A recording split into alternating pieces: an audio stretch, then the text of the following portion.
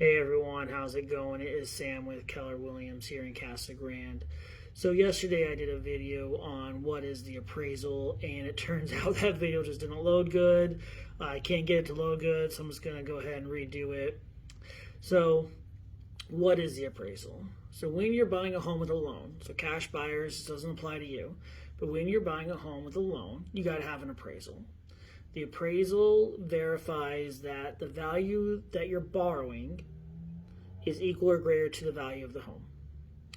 So first off, biggest question I get with an appraisal is who orders it? Who gets to pick the appraiser? Does the buyer get to pick the appraiser? Does the seller get to pick the appraiser? And the answer is neither. Your lender is going to pick the appraiser.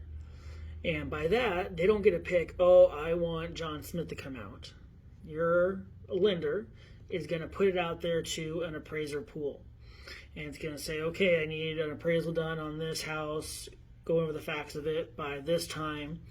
And an appraiser is going to pick it up and say, okay, I'll do it. That appraiser is going to come out. The reason it's done that way is to make sure there's no bias with the appraisal. That there's no, friendships there. There's no backhanded handshakes.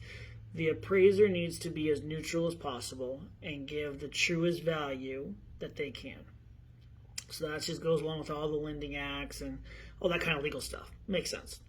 So once the appraiser comes out, how do they actually appraise the house? They appraise it very similar to how your agent gave you your market value. They're going to look at what has sold in the last few months. They're only going to look at sold. They're not going to look at pending. They're not going to look at what's on the market. They're going to look at what has sold. And look at that, plus the condition of your house. They're going to do their adjustments. They're going to give you a value. Now, just like your agent was, it's not an exact science.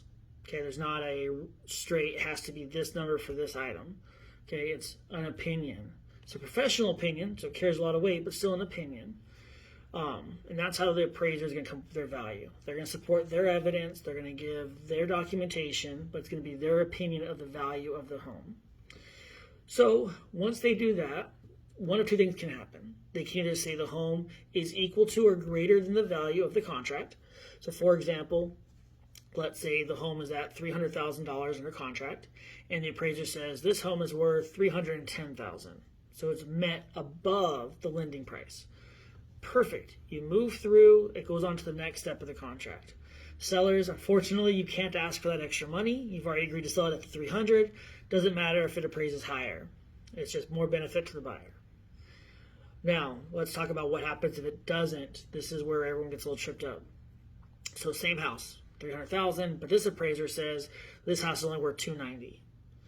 So here's what the options are. So the first option, which I always recommend, is your agent to fight that appraisal, to submit their evidence of why the house should be valued at $300,000. They have to submit their own evidence, they have to do their own report, and it's up to the appraiser if they want to agree with it or not. Works sometimes, doesn't work sometimes, but it's a good first step because maybe you can get a few $1,000s more on the table, maybe you can get it all overturned, maybe the appraiser missed something. So it's important to give your agent the chance to fight that appraisal.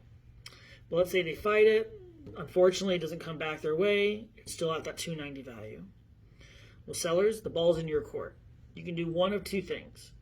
You can agree to drop the price, or you can agree not to drop the price, and that part has a couple options. So let's say you go with the first option. You agree to drop the price. So you drop it to $290,000, it's locked in. Everything goes through. There's no options for the buyer beyond to continue. Now let's say you don't drop the price, and you want the buyer to come up with the extra money, or you're willing to negotiate and maybe you'll come up with $5,000, they'll come up with $5,000. However that's going to work out. Well, now you do give the buyer the chance to cancel on the contract. They can say, nope, the house wasn't what we agreed to as far as value goes. I'm out, moving on. So pros and cons. So the first option, if you drop your value, pro is contract's locked in, you move forward. Con is you lose some value. Option B, you don't drop the value, and you either you don't negotiate or you do negotiate. Either way, you're giving that buyer the chance out. So your pro is you might get some value out of it. Your con is you might lose the whole contract and have to restart.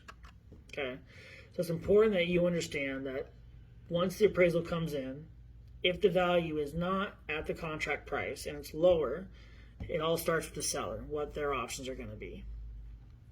Again, this is a very short, what is an appraisal? If you have more questions, shoot me a message, comment below. Let me know what you think, guys. Like, share as always, and have a great day.